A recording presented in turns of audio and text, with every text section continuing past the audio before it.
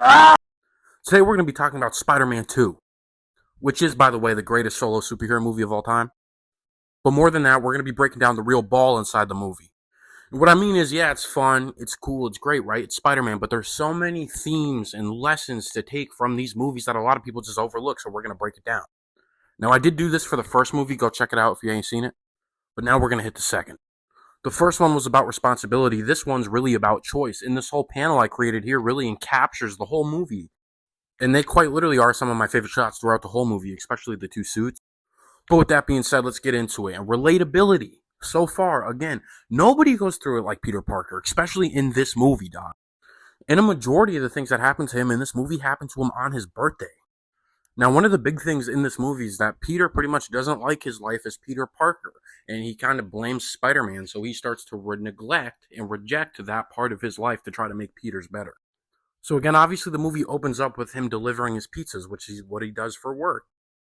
But because of Spider-Man and having to save people, he couldn't deliver the pizzas on time, and due to that, he's fired. And this just goes to show, man, in life, the majority of the people, they don't really care. Like, you could be going through anything in life, and all they're going to care about is the outcome, not what caused it. But it is in this, in losing his job and his relationship with Mary Jane at the time, that he starts to feel like he's being pulled in two different directions. He doesn't really know who he is. He's struggling with his identity. Which, again, extremely relatable for a lot of people, particularly children, I feel like. Especially when you're in school. You may have a certain interest or whatever that you neglect or reject because of the opinion of other people. And it is during this kind of like turmoil with Peter that he starts to lose his powers. He just falls out of the sky mid-swing. His powers aren't working. And this is because he's starting to neglect Spider-Man to just try to focus on Peter. And this just goes to show, like, when you start to neglect and reject your purpose in life, you will also lose all your gifts with it. So say you like to read or write or draw or make content or any type of thing you're passionate about, especially as a child, and you start to neglect all that just to focus on what other people think of you, you're going to end up losing your gifts over time. You're not going to be practicing the drawing all the time. You're not going to be making videos all the time. You're not going to be able to. And eventually, when you try to pick it back up, you're not going to be as good at it. Just don't lose your gifts for other people, man. And then we get this shot where he's like really torn between his two identities, his responsibility, his calling, his gifts versus his selfish needs, wanting to be with Mary Jane. So he throws it away, right? He trashes the suit and they get a recreation of this iconic comic cover, Spider-Man No More. And he essentially just walks away from the life. And then we obviously get these incredible scenes of him living life as Peter Parker, being Spider-Man No More.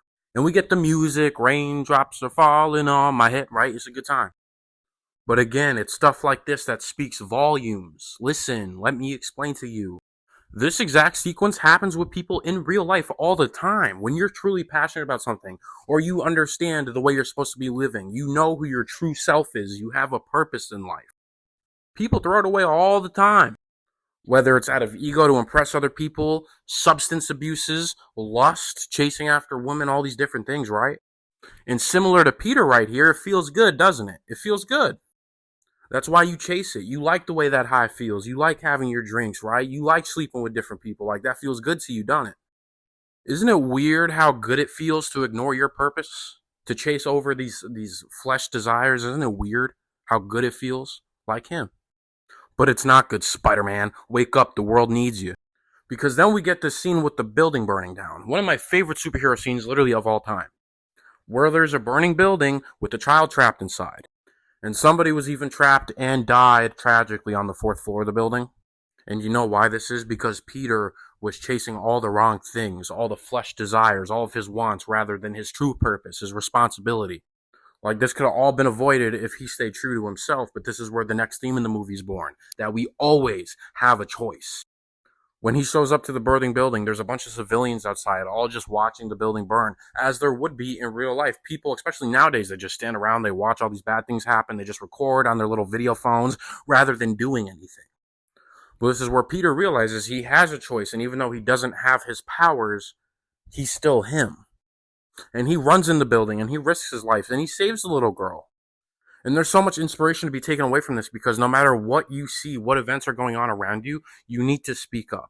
You need to do the right thing. You always have a choice. Maybe it's uncomfortable, sure, but your mouth isn't taped shut. Your feet aren't tied up, right? that uncomfortability, you could push past. You have a choice. You have a choice. You have a choice. You 100% always have a choice.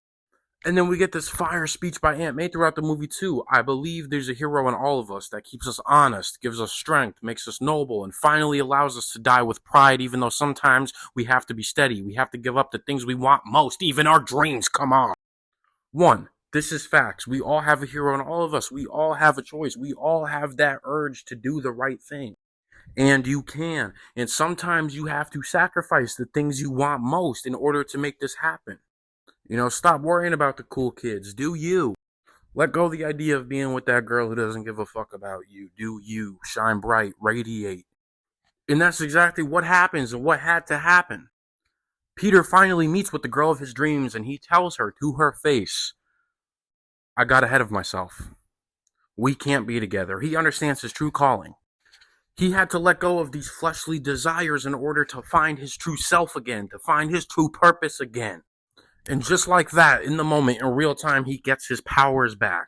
He gets everything back. And he's able to embody his true purpose again. Then we get some of the best fight scenes of all time ever with Doc Ock. But then guess what? After the day is saved, MJ runs to Peter and he gets her in the end.